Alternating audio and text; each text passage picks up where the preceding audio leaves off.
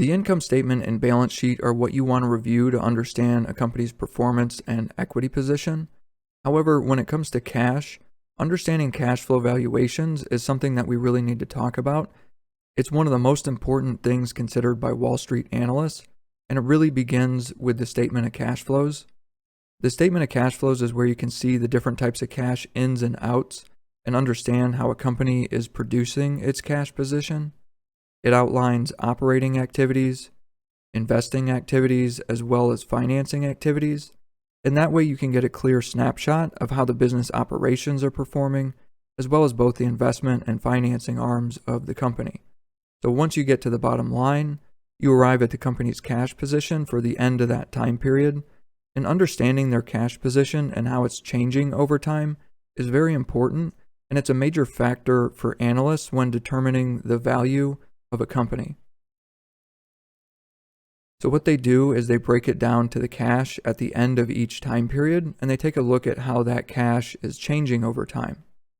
In this particular example, here are the three cash flows from the end of 2019, 2020, and 2021. And these are taken from the cash flow statement that we just reviewed. From here, analysts come up with predictions for outlying years and use historical growth rates and market predictions to justify future growth rates. They also factor in the cost of capital, and ultimately what you're trying to do is determine the net present value for each cash flow for the next few years. From there, you'll set a final growth expectation for the company. And then when you sum it all up, it gives you the current net present value for all future cash flows, which is the value of your company. You can then divide that by the total number of shares outstanding, and that will give you a share price. Then you can compare that to the current share price to see if your model thinks the stock is overvalued or if it's a value. These models also become good comparison points to the market and allow you to dig into which assumptions that you made that are different from the market. Knowing how cash flows impact a company's share price is important, and for a lot of analysts, if a share price is moving up or down, typically they're thinking about these models and what is changing. Is it the cost of capital? Is it the expected growth rate? Is it their cash position? That's why when you join earnings calls, a lot of the questions that analysts are going to be asking are related to different elements within the cash flow valuation and the assumptions behind how they arrived at their valuation. Since many companies will offer goals and future projections during their earnings calls, analysts pick up on that and use those elements to build their future valuations. So when they ask questions about outcomes, really they're just holding leadership accountable to the promises that they made and trying to better understand, why those outcomes did or did not happen. In addition to building cash flow valuations that align with the current share price, which are done in an effort to understand outcomes, analysts will also build cash flow valuations based on their own projections and their own assumptions. Then once they arrive at a share price, they'll make a decision about whether or not they want to invest, or in the case of some very large investors, they might be able to change one of the base assumptions for the company, so they might see other ways of creating value that might drive them to invest. And the point of showing you all of this is to help you understand that, a lot of the lingo behind Wall Street and what real investors talk about.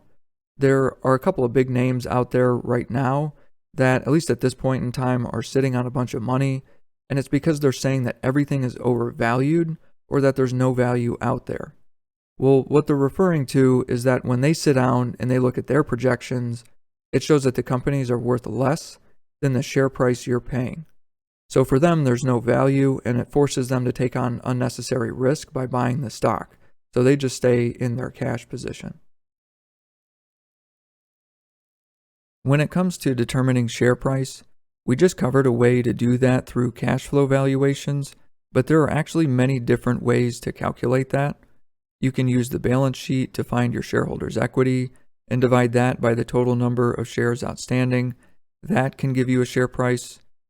You can look at the statement of cash flows like we just discussed, where you're determining the net present value for all of your future cash flows and dividing that, again, by the total number of shares outstanding.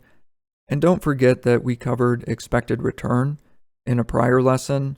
And what we covered is the arithmetic method. There's also a geometric method, and you can also calculate your effective annual rate as another point of reference. We just stick with the basic arithmetic method because it's common and it works well for what we're doing. We just wanted to take a moment to make sure that you're aware that there are other ways of calculating expected return and the value of a company, and a lot of investors will use some of these methods to validate share prices and try to better understand what's driving differences in valuations.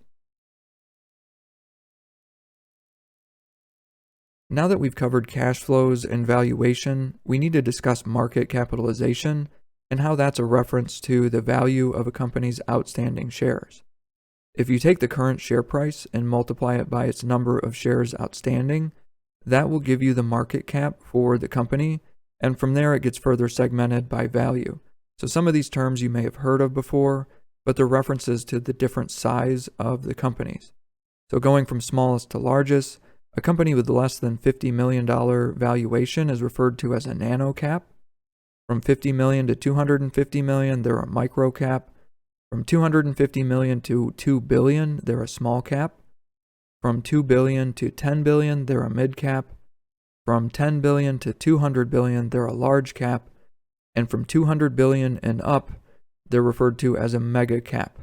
So you'll find these terms in our reporting, and it can be an easy way to help you understand the size of a company that you're looking at potentially investing in.